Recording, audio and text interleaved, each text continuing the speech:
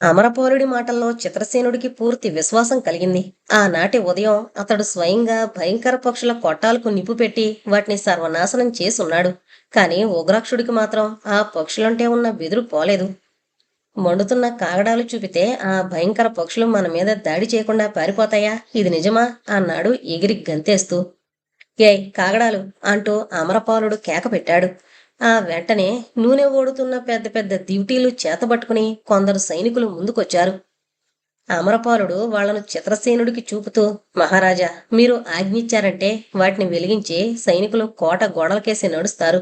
వాళ్లతో కలిసి తతిమా సైన్యం కోటను ముట్టడించొచ్చు అన్నాడు. హేయ్! అంటూ ఉగ్రాక్షుడు తన రాక్షస బంట్లకేసి చప్పట్లు చరిచాడు. ఓహో నాయకా, వచ్చాం వచ్చాం అంటూ రాక్షసులు అన్ని వైపుల నుంచి ఉగ్రాక్షుని చుట్టుముట్టారు. మీలో కొందరు మంచి జవున్న మానుల్ని పడగొట్టి వాటితో కోట ద్వారాల్ని ఢీకొట్టి బద్దలు చేయండి. మిగతా వాళ్ళు గుణపాలు తీసుకుని కోట గోడల్ని పునాదులతో ఎత్తి అవతలెయ్యండి అంటూ ఉగ్రాక్షుడు తన సేవకులను ఆజ్ఞాపించి చిత్రసేనుడితో, మహారాజా, మనం ఒక్క ముఖద్వారం నుంచే కాక అన్ని వైపుల నుంచి కోటలో జొరబడ్డం మంచిది. కోటలోనూ బురుజుల మీద ఉన్న కొద్దిమంది శత్రువులు, అందువల్ల ఒకటే మనను ఎదిరించలేరు. ఇక ఆ భయంకర పక్షులు మన మీద పడకుండా చూసే బాధ్యత అమరపాలుడిది అన్నాడు. నువ్వేమీ భయపడకు గ్రాక్ష, నీ రక్షణ భారం నాది అన్నాడు అమరపాలుడు తన అనుచరులకేసి కన్ను గీటుతూ. మానవాదముడు అయిన నువ్వా ఈ మహా రాక్షసుణ్ణి రక్షించేది అంటూ ఉగ్రాక్షుడు పళ్ళు కొరికి రాతి గదను పైకెత్తబోయాడు. ఆగు గ్రాక్ష, అంది రాజకుమారి కాంతిమతి ఆజ్ఞాపిస్తున్న దానిలా. మీరు ఇక్కడ దెబ్బలాడి బలాబలాలు తేల్చుకునే లోపల కోటలో బంధింపబడున్న నా తండ్రి గారికి శత్రువుల నుంచి అపాయం కలగచ్చు. మహారాజా, నాకు సహాయం చేస్తానని మీరు మాటిచ్చున్నారు అంది కాంతిమతి చిత్రసేనుడితో. అవును అంటూ చిత్రసేనుడు తల ఊపి ఉగ్రాక్షుడితో, నువ్వు రాక్షస శ్రేష్ఠుడివే, అందులో సందేహం లేదు.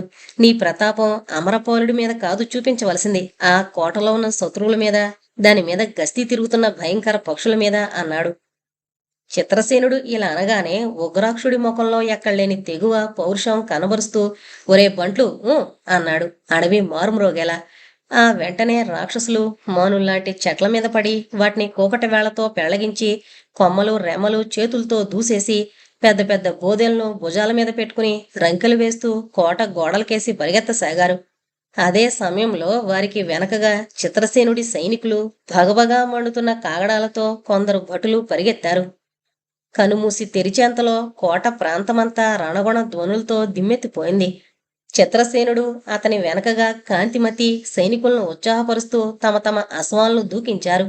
ఉగ్రాక్షుడు రాతి గదను గాలిలో ఊపుతూ భీకరంగా బొబరిస్తున్నాడు. కోట గోడలు 100 గజాల దూరంలో ఉన్నవనగా కోట బురుజుల మీద నుంచి ఒక్కుమ్మడిగా బాణాలొచ్చి సైనికుల మీద రాక్షసుల మీద పడ్డాయి.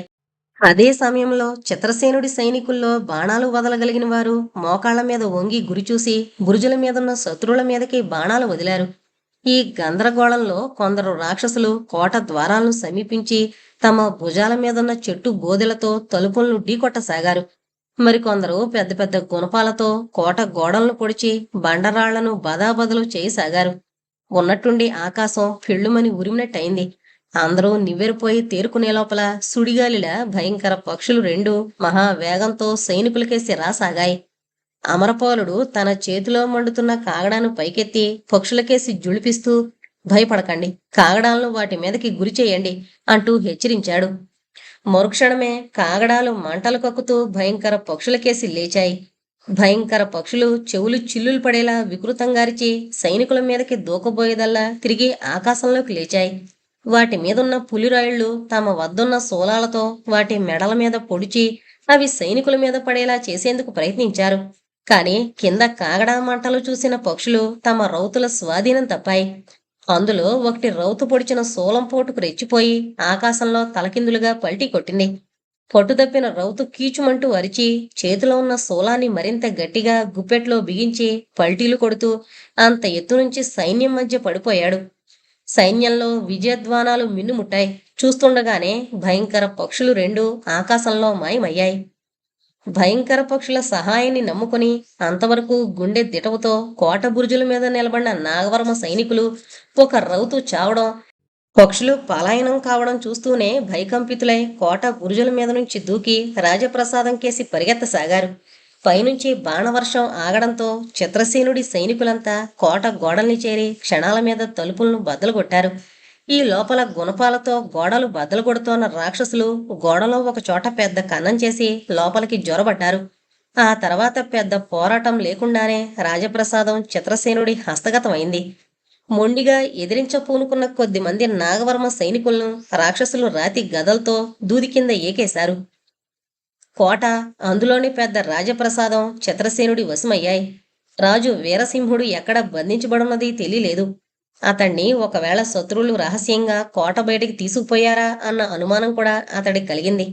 రాజకుమారి కాంతిమతి మాత్రం తన తండ్రి రాజప్రసాదంలోని ఏ చీకటి కొట్టులోనో బంధించబడి ఉంటాడని, సైనికులు జట్లు జట్లుగా వెళ్లి అన్ని గదులు, భూగృహాలు వెతకడం మంచిదని చెప్పింది.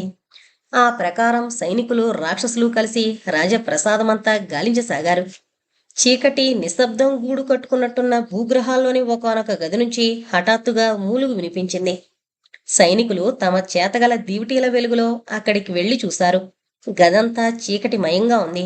లోపల ప్రవేశించేందుకు వీలు లేకుండా బయట ఇనప చువ్వల ద్వారం తాళం వేసుంది. చువ్వలలో నుండి దివిటీలను లోపలికి పోనిచ్చి చూసినప్పుడు ఆ గుడ్డి వెలుగులో ఎక్కడో దూరంగా గోడ నానుకొని ఒక మానవాకారం ఉన్నట్టు సూచనప్రాయంగా కనిపించింది. ఈయనే మహారాజు వీరసింహులు అంటూ ఒక సైనికుడు కేక వేశాడు. ఆ వెంటనే ప్రాసాదం అన్ని మూలల నుంచి సైనికులు, రాక్షసులు గుంపులు గుంపులుగా అక్కడికొచ్చారు. కాని గది లోపలికి ప్రవేశించేందుకు మాత్రం ఎవరి వల్ల కాలేదు. ముందు గదికున్న ఇనుప చువ్వల తలుపుల తాళాల్ని బద్దలగొట్టాలి. సైనికుల కోలాహలం వింటూనే చిత్రసేనుడు, కాంతిమతి అక్కడికొచ్చారు. వాళ్ళకి దివిటీల వెలుగులో గదిలో ఎవరో వ్యక్తి ఉన్నట్టు కనపడింది. చిన్నగా మూలుగు కూడా వినపడింది. మీరంతా ఇక్కడ ఏం చేస్తున్నారు? ముందు తాళం బద్దలగొట్టండి అని ఆజ్ఞాపించాడు చిత్రసేనుడు. సైనికులు గుణపాలు తీసుకుని తాళం బద్దలగొట్టేందుకు ప్రయత్నించారు. కాని పెద్ద కొబ్బరికాయ ప్రమాణంలో తుప్పుపట్టున ఆ తాళం వాళ్ల దెబ్బలకు కంగు కంగుమని ప్రతిధ్వనించింది తప్ప బెసకలేదు. తాళం తుప్పుపట్టుంది. మహారాజా, చెవుంటే బావుణ్ణు అన్నాడొక సైనికుడు ఆయాసపడుతూ. ఆ తాళం చెవి కోసం నువ్వు ద్రోహి నాగవర్మను ఆశ్రయిస్తావా అంటూ చిత్రసేనుడు ఆ సైనికుడి చేతి నుంచి గుణపం తీసుకోబోయేంతలో భూమి దద్దరిల్లేలా పెడబొబ్బులు పెడుతూ ఉగ్రాక్షుడు అక్కడికొచ్చాడు. అతణ్ణి చూస్తూనే కాంతిమతి, ఉగ్రాక్ష, నా తండ్రిగారిని శత్రువులు ఈ చీకటి కొట్లో బంధించి వెళ్లారు. నువ్వు తక్షణం తాళం పగలగొట్టి సహాయపడాలి అంది. ఓ, అదెంత పని అంటూ ఉగ్రాక్షుడు తాళాన్ని గుప్పెటతో బిగించి పట్టి గట్టిగా గుంజాడు. అది ఊడు రాలేదు. ఈసారి 2 చేతులతోనూ పట్టి బలంగా లాగాడు. తలుపు చువ్వలు కిరకిరమన్నవి గాని తాళం అలాగే ఉండిపోయింది. ఈ నాగవర్మ వాడి భటులు వింత మనుషుల్లా ఉన్నారు. తలుపుల కంటే తాళం గట్టిది వేసినట్టుంది అంటూ ఉగ్రాక్షుడు 2 చేతులతోనూ ఇనుప చువ్వల్ని పట్టుకుని బలంగా గుంజేసరికి అవి మైనపు ఒత్తుల్లా పక్కలకు వంగిపోయాయి. అక్కడ ఏర్పడ్డ ఖాళీలోంచి దివిటీలు పట్టుకున్న సైనికులు దూరి గదిలోపలికి వెళ్లారు. చూస్తుండగానే దివిటీల వెలుగులో గది గోడలో బిగించున్న ఇనుప కమ్మీలకు గొలుసులతో కాళ్ళు చేతులు బంధించున్న వీరసింహుడు కనిపించాడు. అతడి నోటికి అడ్డంగా ఒక వస్త్రం చుట్టబడుంది. అతడు బాధతో మూలుగుతున్నాడు. తన తండ్రిని ఆ కష్టస్థితిలో చూస్తూనే కాంతిమతి నిలువెల్లా కంపించిపోయి నాన్నా అంటూ కేకపెట్టి అతడి దగ్గరకు పరిగెత్తింది. చిత్రసేనుడు కూడా ఆమె వెంట గదిలో ప్రవేశించి వీరసింహుడి నోటికి కట్టున్న వస్త్రాన్ని విప్పేశాడు. ఈ లోపల ఉగ్రాక్షుడు అతడి చేతులకు, కాళ్లకు బిగుంచున్న గొలుసులను తెంచేశాడు. తల్లి, నిన్ను తిరిగి ఈ జన్మలో చూస్తాననుకోలేదు అంటూ వీరసింహుడు నీరసంగా గోడకు చేరగిలబడ్డాడు. ఇంతలో ఒక సైనికుడు మహారాజు కూర్చునేందుకు ఒక ఆసనం తెచ్చాడు. మరొక సైనికుడు దాహం తీర్చుకునేందుకు నీటి పాత్ర అందించాడు. వీరసింహుడు దాహం తీర్చుకుని సేద తీరి ఆసనం మీద కూర్చుంటూ కాంతిమతితో, అమ్మా, ఆ ద్రోహి నాగవర్మ చచ్చాడా లేక బందీగా చిక్కాడా అని అడిగాడు. కాంతిమతి జవాబు చెప్పబోయి తటకాయించి చిత్రసేనుడికేసి చూసింది. చిత్రసేనుడు ముందుకొచ్చి, మహారాజా, నా పేరు చిత్రసేనుడు. నన్ను గురించి, నా రాజ్యం గురించి వినే ఉంటారు. ఈ రాక్షసుడి పేరు ఉగ్రాక్షుడు, నా సేవకుడు. నాగవర్మ నా తండ్రి గారిదైన ధవళగిరి రాజ్యం మీదకి దాడి వెళ్లాడు. అతణ్ణి సాధ్యమైతే దారిలోనే అడ్డగించి హతమార్చేందుకు సైన్యంతో నా సేవానాయకుణ్ణి పంపాను అని చెప్పాడు. చిత్రసేనుడి మాటలు వింటూనే వీరసింహుడు చాలా ఆశ్చర్యపడ్డాడు. అతడు ఉగ్రాక్షుడికేసి ఓ మారు చూసి చిత్రసేనుడికేసి తల తిప్పుతూ, ఈ ఉగ్రాక్షుడికి నీకు ఉన్న సంబంధం యజమాని సేవకుల మధ్య ఉండే సంబంధం లాంటిదని నేను వినలేదు. నాకు వచ్చిన వర్తమానం మరొకటి. అందువల్లనే నాగవర్మ ద్రోహం చేయనున్నాడని ముందుగా తెలిసి కూడా పొరుగురాజువైన నీ సహాయం కోరలేకపోయాను అన్నాడు. అవును మహారాజా, ఉగ్రాక్షుడు మాట్లాడే ధోరణి కొన్ని అపోహలకు కారణమైంది. మీ కుమార్తె కూడా అలాంటి అపోహకే గురైంది అన్నాడు చిత్రసేనుడు. అతడి మాటలకు కాంతిమతి చిరునవ్వు నవ్వింది. ఉగ్రాక్షుడిలో ఏమాత్రం చలనం లేదు. అతడు స్థాణువులా వీరసింహుడికేసి చూస్తూ అలాగే ఉండిపోయాడు. వీరసింహుడు ఓ క్షణం ఏదో ఆలోచిస్తున్నవాడిలా ఊరుకుని తర్వాత ఉగ్రాక్షుడితో, చిత్రసేనుడు చెప్పిన దాంట్లో అబద్ధం ఏమీ లేదు కదా ఉగ్రాక్ష అన్నాడు. చిత్రసేన మహారాజు చెప్పిందంతా నిజం. ఆయన వివాహమాడి ఎప్పుడూ మహారాణిని తెచ్చుకుంటాడని నేను ఎదురు చూస్తున్నాను అన్నాడు ఉగ్రాక్షుడు. వీరసింహుడు సిగ్గుతో తల వంచుకున్న తన కుమార్తెతో ఏమో అనబోయేంతలో ఇద్దరు సైనికులు రొప్పుతూ అక్కడికి పరిగెత్తుకొచ్చి, మహారాజా, నాగవర్మ పెద్ద సైన్యంతో మన కోటను సమీపిస్తున్నాడు అని చెప్పారు. నాగవర్మ పేరు వింటూనే వీరసింహుడు ఉలిక్కిపడ్డాడు. చిత్రసేనుడికి కలిగిన ఆశ్చర్యం అంతా ఇంతా కాదు. అతడికి ఆ క్షణంలో అనేక అనుమానాలు కలిగాయి. నాగవర్మ ధవళగిరి జయించి తిరిగి ఇక్కడికి వస్తున్నాడా? అలా కాక అక్కడ జరిగిన యుద్ధంలో ఓడిపోయి ఇక్కడికి పారిపోయి రావడం జరిగితే తను సైన్యాలతో పంపిన తన సేనానాయకుడు ఎక్కడున్నట్టు? ఏది ఏమైనా తను వెంటనే కోట రక్షణకు పూనుకోవడం అవసరం. ఉగ్రాక్ష, నువ్వు నీ సేవకులతో కోట ద్వారాలను కాపాడు. బురుజుల మీద రక్షణకు కొంతమంది విలుకాళ్లను ఉంచడం మంచిది. అమరపాలుడెక్కడా అన్నాడు చిత్రసేనుడు. ఆయన స్వయంగా శత్రు సైన్యాల బలం ఏంటో చూసేందుకు అడవిలోకి వెళ్ళాడు అని జవాబు చెప్పాడు ఒక సైనికుడు. ఉగ్రాక్ష, ఇక నువ్వు నీ సేవకులతో కోట ద్వారాలను అని చిత్రసేనుడు చెప్పబోయేంతలో ఉగ్రాక్షుడు బిగ్గరగా నవ్వి, మహారాజా, ఇంకా కోటకు ద్వారాలు బురుజులు ఎక్కడున్నాయి? ఇప్పుడు కోట గోడల్లో ఎక్కడ చూసినా ద్వారాలే. నా సేవకులు గుణపాలతో గోడంతా కన్నాలు చేశారు. కొన్ని చోట్ల గోడను పునాదులతో కూడా ఎత్తివేశారు. ఇక బురుజులంటారా? అవన్నీ రాళ్లు రప్పలుగా కింద భూమి మీద చెల్లాచెదురై ఉన్నాయి. మనం కోటను వశపరుచుకునేందుకు చేసిన బీభత్సం మీరు గమనించినట్టు లేదు అన్నాడు. అలాగా అంటూ చిత్రసేనుడు ఆశ్చర్యపోయాడు. మనం చిక్కుల్లో పడ్డాం. శత్రువులు మనను అన్ని వైపుల నుంచి ఎదుర్కోవచ్చు. నాగవర్మ ఇంత త్వరలో ధవళగిరి వద్ద విజయం సాధించి ఇక్కడికి తిరిగొస్తాడని నేను ఊహించలేదు అన్నాడు. అంతలో అమరపాలుడు అక్కడికి పరిగెత్తుకునొస్తూ, ఆ ద్రోహి విజయుడే ఇక్కడికి రావడం లేదు మహారాజా, పారిపోయి వస్తున్నాడు. అతడి వెంటున్న సైన్యం కూడా ఏమంత పెద్దది కాదు. ఆ సైన్యాన్ని వెన్నాడి వస్తూ దూరంగా కొండల్లో మరొక సైన్యం కనిపించింది. ఆ సైన్యం బహుశా మీ తండ్రి గారిది గాని లేక మీరు సహాయం పంపిన మన సేన గాని అయ్యుంటుంది అన్నాడు. అమరపాలుడి మాటలు వింటూనే ఉగ్రాక్షుడు భవనం ప్రతిధ్వనించేలా నవ్వాడు. చిత్రసేనుడికి ఎక్కడలేని ఆనందం కలిగింది.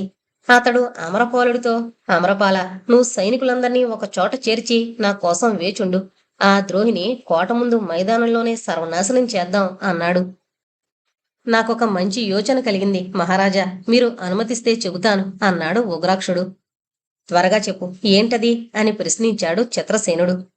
నాగవర్మను తన అనుచరులతో కోటలోకి అడుగు పెట్టనివ్వడం మంచిది. ఆ తర్వాత అతడిని చుట్టుముట్టి ఒక్కగానొక్క శత్రువైనా పారిపోకుండా మట్టు పెట్టచ్చు అన్నాడు ఉగ్రాక్షుడు ఎంతో ఉత్సాహంగా. ఇది మంచి ఉపాయమే మహారాజా. వెనక నుంచి తనను సైన్యాలు తరుముతున్నాయని ఆ ద్రోహికి తెలియంది కాదు. ఈ కోట తనకు రక్షణ ఇవ్వగలదని అతడిక్కడికి పారిపోయి వస్తున్నాడు. ఇది మన ఆధీనంలో ఉందని అతడు గ్రహించినప్పుడు మనకు దొరకకుండా మరొక వైపుకు పారిపోవచ్చు అన్నాడు అమరపాలుడు. అది నిజమే అంటూ చిత్రసేనుడు ఓ క్షణకాలం ఆలోచిస్తూ ఊరుకుని తర్వాత ఉగ్రసేనుడికేసి తిరిగి, ఒకసారి ఆ శత్రు సైనికుల్ని కోట ఆవరణలోకి ప్రవేశించనిస్తే వాళ్లలో కొందరైనా రాజప్రాసాదంలోకి చొరబడే ప్రమాదం కలగచ్చు కదా అని అడిగాడు. అలాంటి చిక్కు రాకుండా చూసే బాధ్యత నాది మహారాజా.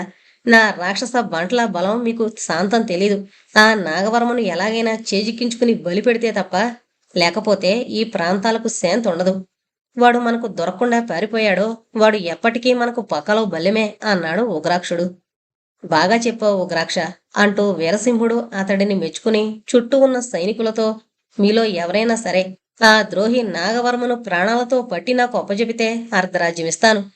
తల తెచ్చిన వాడికి తక్షణమే 1000 బంగారు కాసులిస్తాను అన్నాడు ఉద్రేకంగా. అర్ధరాజ్యమా అంటూ రాజకుమారి కాంతిమతి ఆశ్చర్యపోయి తన తండ్రికేసి చూసింది. అవును, అర్ధరాజ్యమే. ఆ ద్రోహి నన్ను అసమర్థుణ్ణి చేసి ఇంతకాలం రాజ్యాన్ని అల్లకల్లోలపరచడమే గాక నన్ను ఈ చీకటి కొట్లో బంధించి నానా హింసల పాలు చేశాడు అన్నాడు వీరసింహుడు. అయితే కోటలో పురుగున్నట్టు కూడా ఆ నాగవర్మకు తెలియకూడదు.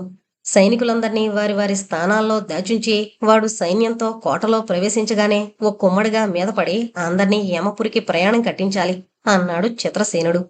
అవును మహారాజా, ఆ పని నాకు అమరపాలుడికి వదలండి. మీరు వీరసింహ మహారాజు రాజకుమారి భవనం మీద ఎక్కడైనా ఉండి మా ప్రతాపం తిలకించండి అంటూ ఉగ్రాక్షుడు తన సేవకులకేసి తిరిగి ఒరే బంట్లు ఎక్కడా అని హోంకరించాడు. అమరపాలుడు ఉగ్రాక్షుడి నాయకత్వంలో సైనికులు రాక్షసులు కోట లోపల భవనాల వెనక చెట్ల చాటున దాగుండే ప్రయత్నాలు చేస్తుండగా కోట సమీపంలోని అడవిని చేరిన నాగవర్మ గుర్రం మీద లేచి నిలబడి కోట బురుజులకేసి చూస్తూ, కరవేరా, మనం ఊహించిందే నిజమైంది. శత్రువులు కోట మీద పడి నానా బీభత్సం చేసి ఎటో వెళ్ళిపోయారు అంటున్నాడు. ఈ కరవీడు అనేవాడు జ్వాలాద్వీపం నుంచొచ్చిన పులిరాయుళ్ల నాయకుడు. నాగవర్మ వెంట కొందరు అనుచరులతో ధవళగిరి మీదకి దాడి వెళ్లి అక్కడ చిత్రసేనుడి తండ్రి అయిన తారకేశ్వర మహారాజు వల్ల చావు దెబ్బలు తిని కపిలపురం కోటకు పారిపోయి వస్తున్నాడు. అవును మహారాజా, మీరు చెప్పింది నిజం. శత్రువులు కోటలో ఉన్న మన భటులను ఓడించి దాన్ని ఆక్రమించుకున్నట్టు తెలుస్తూనే ఉంది. కాని ఇప్పుడు ఎక్కడా ఒక్క శత్రు సైనికుడైనా ఉన్నట్టు లేదు. కోటలో ఉన్నదంతా దోచుకుని వాళ్ళు తిరిగి చిత్రసేనుడి రాజధానికి వెళ్ళుంటారు. నాకు కలిగే ఆశ్చర్యం వల్ల నా అనుచరులు ఆ రెండు భయంకర పక్షులు ఏమయ్యాయి అని అన్నాడు కరవీరుడు. నేను పడే ఆశ్చర్యం అది కాదు. కోటలోని చీకటి గదిలో బంధించబడిన ముసలిరాజు వీరసింహుడు ప్రాణాలతో శత్రువులకు చిక్కాడేమో అని. అలా జరిగితే మనకు ముందు ముందు ప్రమాదం కూడా. ఏది ఏమైనా మనం కోటలో ప్రవేశించే తారకేశ్వరుడి సైన్యాలు వచ్చే లోపల రక్షణలను బలపరుచుకోవడం క్షేమం. కోట గోడల్ని రక్షణగా పెట్టుకుని మనం శత్రువులను ఎంతకాలమైనా ఎదిరించి నిలబడొచ్చు అన్నాడు నాగవర్మ. ఆ తర్వాత నాగవర్మ కరవీరుడు తమ తమ అనుచరులకు హెచ్చరికలు చేశారు. మనను వెనక నుంచి శత్రువులు తరుముకొస్తున్నారు. అసంఖ్యాకులైన వాళ్ల చేతుల్లో పడి చావకుండా తప్పించుకోవాలంటే మనకు కపిలపురం కోట ఒక్కటే రక్షణ ఇవ్వగలదు. కదలండి అంటూ నాగవర్మ కేకలు పెట్టాడు. నాగవర్మ కరవీరుడు గుర్రాల మీద ముందు బయలుదేరారు. వారికి వెనకగా కాల్బాటులు, వాళ్ల వెనక మరికొందరు గుర్రపు రౌతులు కదిలారు. ఓ పావుగంట గడిచేసరికి అందరూ కోట గోడల ముందున్న మైదానం చేరారు. నాగవర్మ కరవీరుడు సైన్యాలను ఆగమని హెచ్చరించి కూలిపోయిన కోట ముఖద్వారాల దగ్గరకు వెళ్లి లోపలికి తొంగి చూశారు. లోపలంతా నిశ్శబ్దం. చీమ చిటుక్కుమన్నా వినపడేంత నిశ్శబ్దం. ఇందులో ఏమైనా మోసం లేదు కదా అన్నాడు నాగవర్మ కాస్త అనుమానంగా. మోసం ఏముంటుంది? కోటలో ఉన్న నగానట్రా దోచుకుని శత్రువులు వాళ్ల దారిన వాళ్లు వెళ్లారు. వాళ్లకు కావలసిన ముసలిరాజు వీరసింహుడు కూడా వాళ్లకు దొరుకుంటాడు అన్నాడు కరవీరుడు. మన సైనికుల్లో కొందరైనా యుద్ధంలో చచ్చుంటారు కదా, కానీ ఒక్కడి శవం కూడా కనిపించడం లేదు. శవాలు కూడా ఎలా మాయమయ్యాయి? ఉగ్రాక్షుడు తన రాక్షస బంట్లను తేలేదు కదా అన్నాడు నాగవర్మ. నాగవర్మ ఇలా అనేసరికి పులిరాయుళ్ల నాయకుడు కరవీరుడి గుండె బలం జారింది. వాడికి ఉగ్రాక్షుడి రాక్షసులంటే ఎక్కడలేని భయం. మహారాజా, ఎందుకైనా మంచిది, ఒక పని చేద్దాం అన్నాడు వాడు. గుర్రాన్ని ముందుకు నడిపి రహస్యం చెప్పేవాడిలా నాగవర్మకేసి మెడ వంచి, ఏంటది అని అడిగాడు నాగవర్మ. కోట ఇంత నిర్జనంగా నిశ్శబ్దంగా ఉండడం నాకు ఆశ్చర్యమే కాక అనుమానం కూడా కలిగిస్తోంది. ఆ రాక్షసులు వాళ్ల నాయకుడు మన కోసం ఏదైనా మాటు వేశారేమోనని నా భయం. అలానే మనకు రక్షణ ఇచ్చే ఈ కోటను ఆక్రమించుకోకుండా వదిలిపోవడం ప్రమాదకరం. మనను వెన్నంటొచ్చే తారకేశ్వరుడి సైన్యాలు మనను ఈ అడవిలో మృగాలను వేటాడినట్టు వేటాడగలవు. కనుక మనం కోటలో ముందు ప్రవేశించకుండా మన సైనికులను ముందు ప్రవేశపెట్టి ఏం జరుగుతుందో చూసి ప్రమాదం లేకపోతే వెనగ్గా మనం కోటలో జొరబడొచ్చు అన్నాడు కరవీరుడు.